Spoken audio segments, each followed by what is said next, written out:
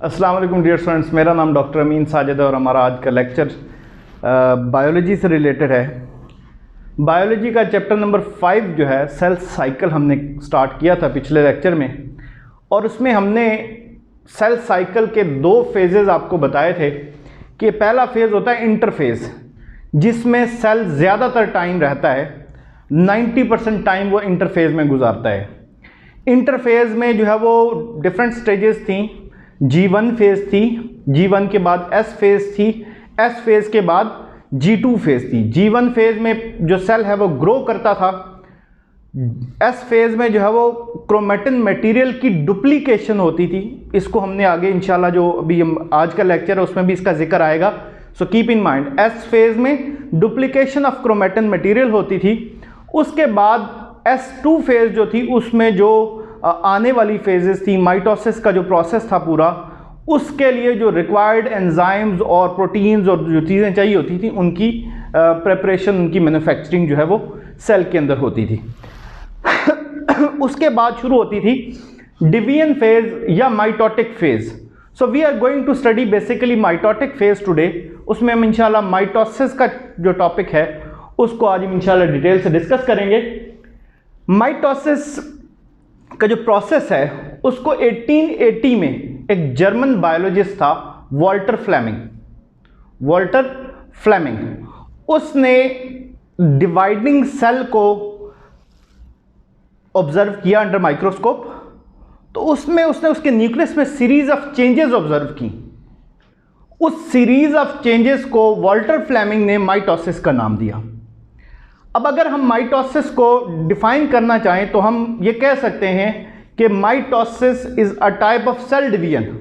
Mitosis is a type of cell division in which a cell divides into 2 cells.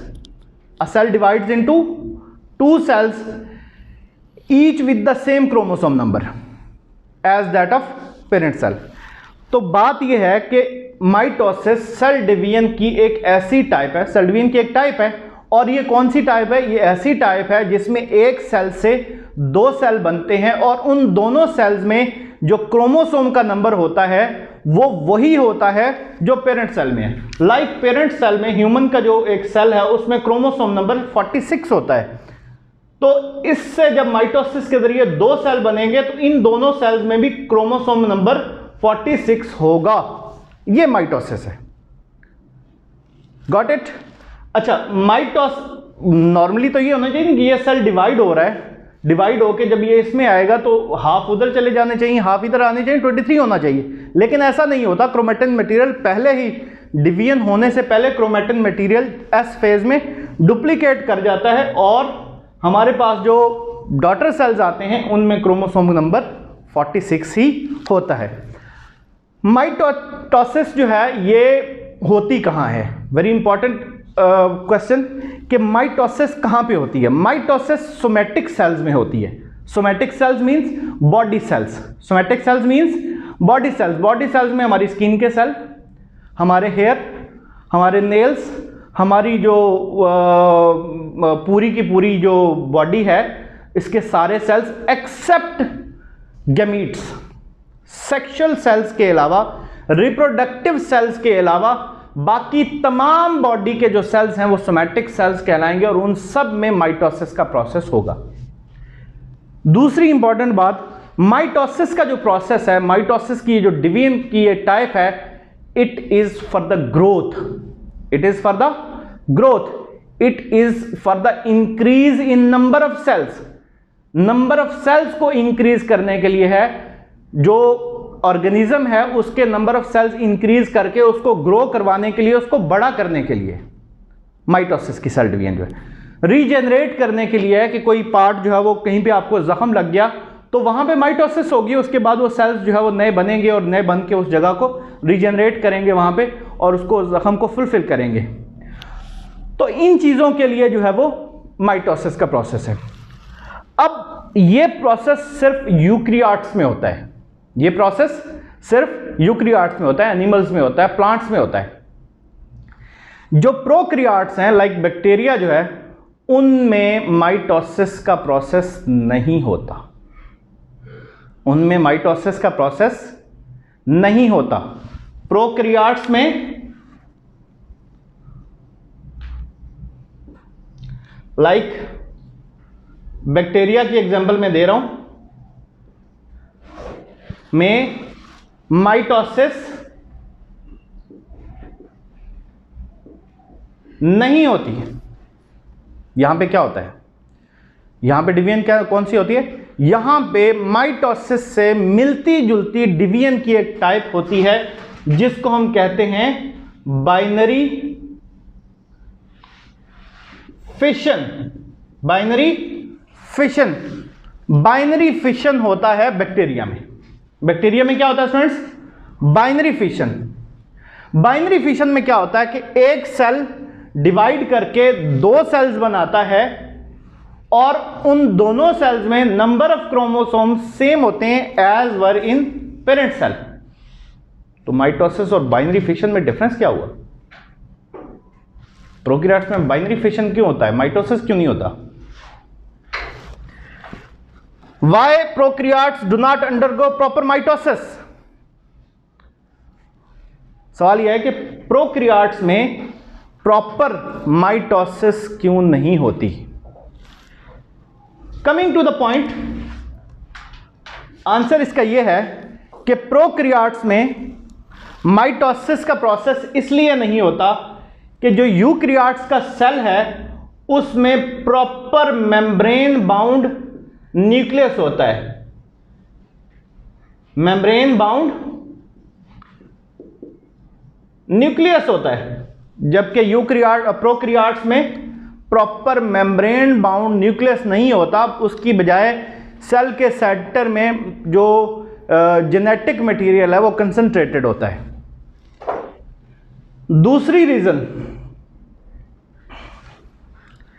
एक तो इनमें ये नहीं होता, दूसरा यहां पे सेंट्रियोल्स नहीं होते, स्पिंडल्स नहीं बनते, स्पिंडल फाइबर्स नहीं बनते, स्पिंडल फाइबर्स नहीं बनते, इसलिए यहां पे जो प्रोसेस होता है वो प्रॉपर माइटोसिस नहीं कहलाता। एक तीसरी बात जो आपकी बुक में मेंशन नहीं है लेकिन आपको बता देता हूं, जो माइटोसिस का प्रोसेस है that is for the growth, as I told earlier. Mitosis का प्रोसेस ग्रोथ के लिए है, माइटोसिस का प्रोसेस ग्रोथ के लिए है, यानी एग्जिस्टिंग लिविंग ऑर्गेनिज्म जो है उसके सेल्स इंक्रीज हो रहे हैं, उसका साइज इंक्रीज हो रहा है। लेकिन जो बाइनरी फिशन है, बाइनरी फिशन में सेल्स इंक्रीज नहीं हो रहे, लिविंग ऑर्गेनिजम्स इंक्रीज हो रहे, जानदार बढ़ रहे हैं। एक बैक्टीरिया से डिवाइड होके दो बैक्टीरिया बनेंगे, दो ऑर्गेनिज्म बन जाएंगे। माइटोसिस में ऐसा नहीं होता, माइटोसिस में तो लिविंग ऑर्गेनिज्म पहले से मौजूद है, उसी के सेल्स इंक्रीज हो रहे होते हैं, इसलिए हम कहते हैं कि वो सोमैटिक सेल्स में होती है। ठीक है, ये रिप्रोडक्शन की एक टाइप है, ये रिप्रोडक्शन की टाइप है, वो ग्रोथ के लिए है। This is the difference between binary fission and mitosis and these are the reasons why prokaryotes do not undergo proper mitosis. हमारा अगला टॉपिक है फेजेस ऑफ माइटोसिस। माइटोसिस को हम मेजर दो फेजेस में डिवाइड कर सकते हैं। पहली phase karyokinesis, karyokinesis division of nucleus, karyon nucleus को कहते हैं, कैरियन न्यूक्लियस को कहते हैं karyokinesis division of nucleus.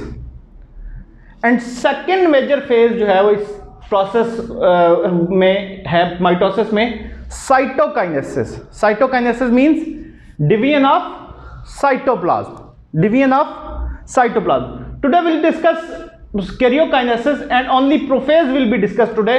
Rest of the phases will be discussed in the next lecture inshallah. So coming to the prophase,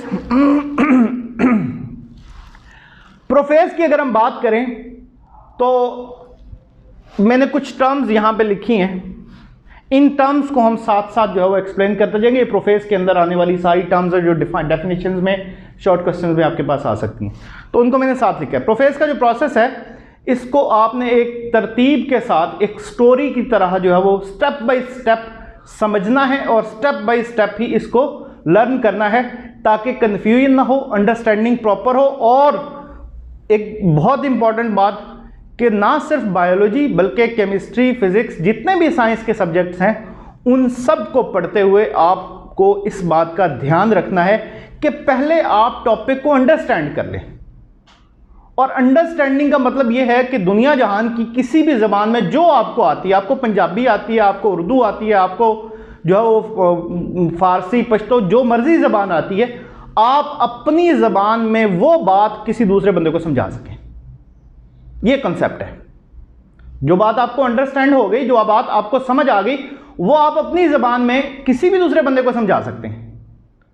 तो सबसे पहले आपने ये अंडरस्टैंडिंग अपनी क्लियर करनी है कि आपको बात समझ आ जाए। समझने के बाद अगला स्टेप है इसको याद करना, मेमोराइज करना। तो समझने के लिए भी इसको स्टेप बाय स्टेप लेके चलना है, स्टेप बाय स्टेप ही समझना है, और मेमोराइज करते हुए भी फिर आपको आसानी हो जाएगी। एक दफ़ा अंडरस्टैंडिंग क्लियर हो जाए, याद करना बहुत आसान हो जाता है। So first of all sciences में आप हमेशा अपनी अंडरस्टैंडिंग क्लियर करें, अपना कंसेप्ट क्लियर करें। जब आपका कंसेप्ट क्लियर हो गया तो उसके बाद याद करना इंतहाई आसान हो जाता है। स्टूडेंट्स, नॉर्मली जो क्रोमैटिन जेनेटिक मटेरियल है सेल के अंदर, वो थ्रेड लाइक स्ट्रक्चर होता है। न्यूक्लियस के अंदर लूज थ्रेड लाइक स्ट्रक्चर्स होता है। अगर मैं उसको ड्रॉ करना चाहूं तो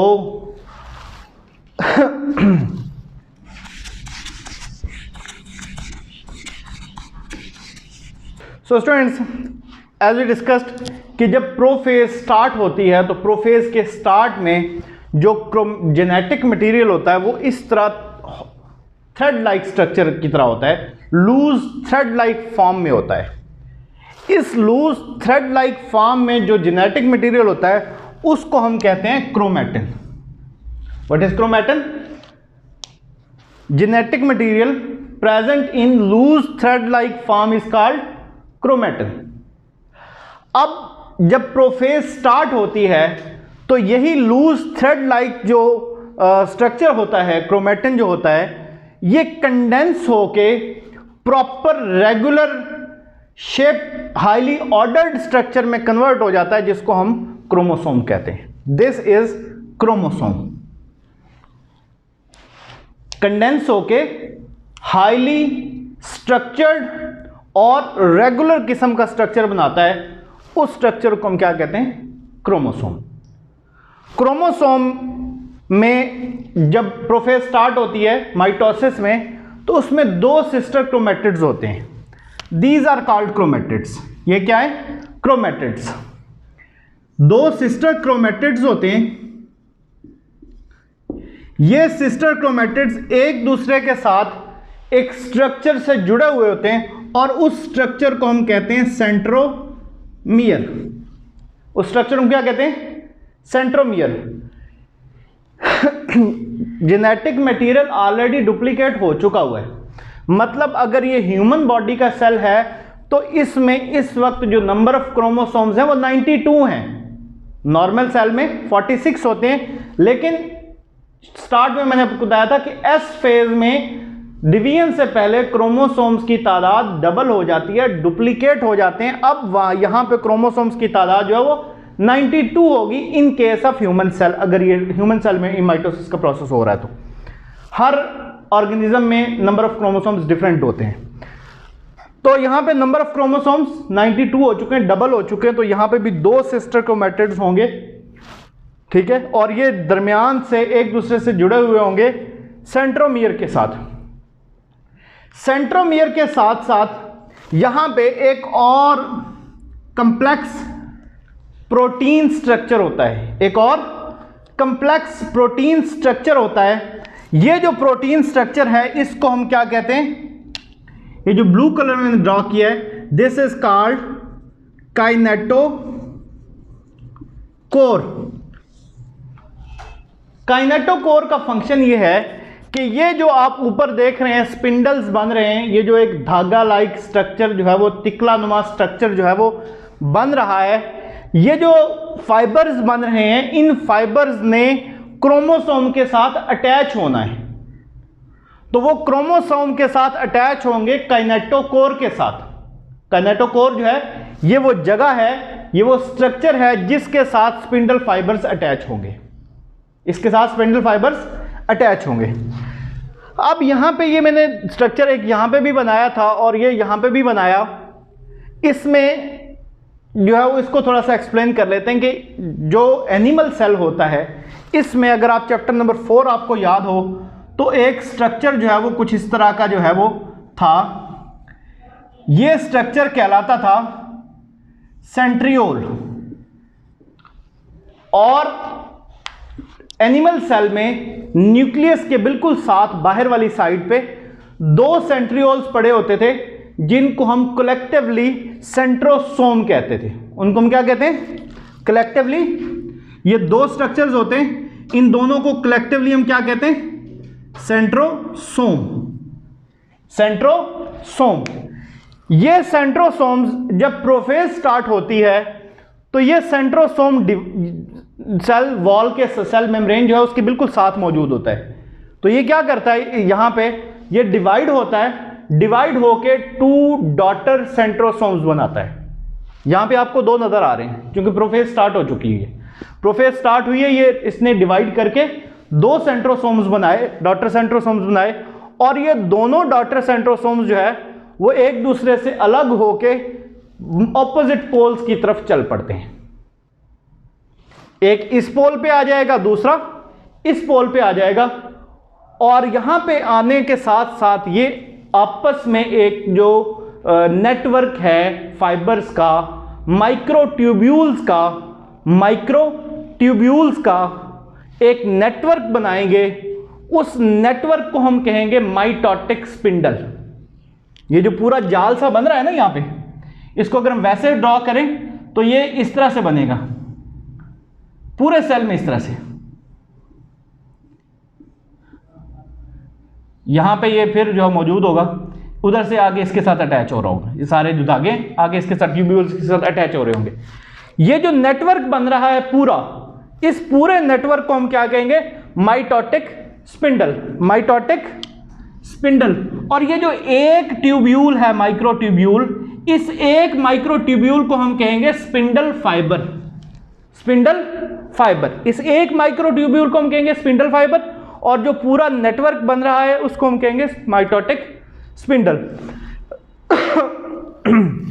यहां पे आके जो न्यूक्लियर इन्वेलप है, न्यूक्लियर मेम्ब्रेन, न्यूक्लियस के अराउंड जो मेम्ब्रेन होती है वो डिग्रेड होके, डिसॉल्व होके, तो न्यूक्लियर मटेरियल जो है वो साइटोप्लाज्म के अंदर आ जाएगा।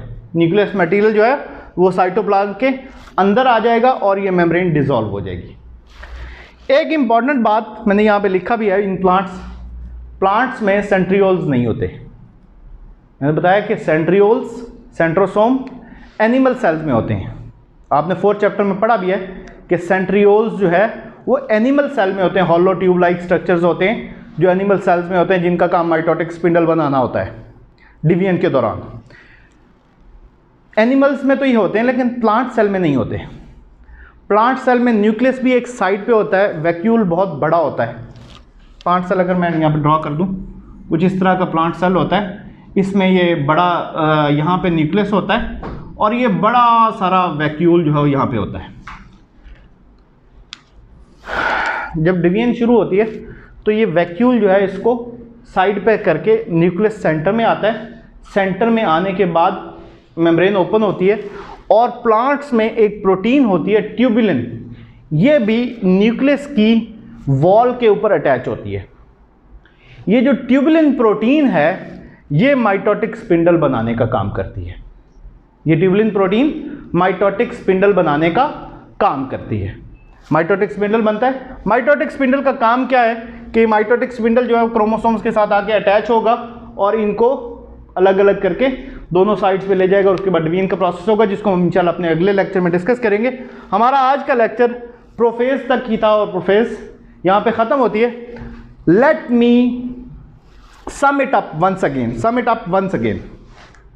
सो आज हमने पढ़ा कि माइटोसिस क्या होती है, डिवीजन है जिसमें एक सेल से 2 सेल बनते हैं और उन दो सेल्स में नंबर ऑफ क्रोमोसोम्स सेम होते हैं जैसे पेरेंट सेल में थे।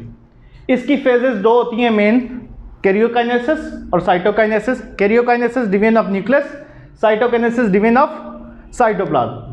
कैरियोकाइनेसिस की आगे 4 फेजेस हैं। प्रोफेज जिसको हमने आज डिस्कस किया है, मेटाफेज, एनाफेज और टीलोफेज को इंशाल्लाह अपने अगले लेक्चर में डिस्कस करेंगे। प्रोफेज में क्या होता है, मैंने आपको बताया कि जब प्रोफेज शुरू होती है तो उस वक्त जो जेनेटिक मटेरियल होता है वो थ्रेड लाइक स्ट्रक्चर में होता है, थिन थ्रेड लाइक स्ट्रक्चर की फॉर्म में होता है और उसको हम कहते हैं क्रोमेटिन। लेकिन जब प्रोफेज स्टार्ट होती है तो ये कंडेंस होके एक हाईली ऑर्गेनाइज्ड रेगुलर स्ट्रक्चर बनाता है। ये रेगुलर स्ट्रक्चर जो है ये कहलाता है क्रोमोसोम। ये रेगुलर स्ट्रक्चर क्रोमोसोम कहलाता है। अब क्रोमोसोम के स्ट्रक्चर की तरफ आया हम कि इसमें 2 सिस्टर क्रोमेटिड्स होते हैं, जो बाजू होते हैं इसके, ये क्रोमेटिड्स कहलाएंगे। जहां से ये दोनों बाजू क्रोमेटिड जो आपस में जुड़े हुए हैं उस जगह पे उस स्ट्रक्चर को हम सेंट्रोमियर कहते हैं। और सेंट्रोमियर के साथ एक और स्ट्रक्चर होता है, प्रोटीन स्ट्रक्चर होता है, जिसको हम काइनेटोकोर कहते हैं। और काइनेटोकोर का फंक्शन ये है कि ये जो माइटोटिक स्पिंडल है, स्पिंडल फाइबर्स जो है वो इसके साथ आके अटैच होते हैं। हमारे पास नेक्स्ट चीज थी कि मैंने जिक्र किया स्पिंडल फाइबर्स का, कि स्पिंडल फाइबर्स क्या होते हैं। बेसिकली मैंने यहाँ पे स्ट्रक्चर में ड्रॉ भी किया था कि सेंट्रियोल्स होते हैं एनिमल सेल्स में। ये सेंट्रियोल्स जो हैं जब प्रोफेज स्टार्ट होती है तो ये सेंट्रियोल 2 सेंट्रियोल्स होते हैं जिनको हम कलेक्टिवली सेंट्रोसोम कहते हैं। सेंट्रोसोम डिवाइड होकर 2 डॉटर सेंट्रोसोम्स बनाता है और एक एक करके दोनों पोल्स की तरफ ये मूव कर जाते हैं। दोनों पोल्स पे पहुंचने के साथ ये एक नेटवर्क माइक्रोट्यूब्यूल्स का बनाते हैं, आपस में एक दूसरे के साथ लिंक्ड। वो जो उस नेटवर्क का एक माइक्रोट्यूब्यूल है उसको हम स्पिंडल फाइबर कहते हैं। और ये पूरा नेटवर्क क्या कहलाता है, माइटोटिक स्पिंडल। माइटोटिक स्पिंडल की फॉर्मेशन के साथ जो सेल मेम्ब्रेन न्यूक्लियर मेम्ब्रेन होती है, न्यूक्लियस के अराउंड जो मेम्ब्रेन होती है, जो झिल्ली होती है, वो गायब हो जाती है और स्पिंडल पूरा जो है उस माइटोटिक स्पिंडल कंप्लीट हो जाता है। एनिमल सेल्स में तो सेंट्रियोल सेंट्रोसोम होते हैं, लेकिन प्लांट सेल में चूंकि सेंट्रोसोम्स नहीं होते इसलिए माइटोटिक स्पिंडल बनाने का काम ट्यूबुलिन प्रोटीन करती है।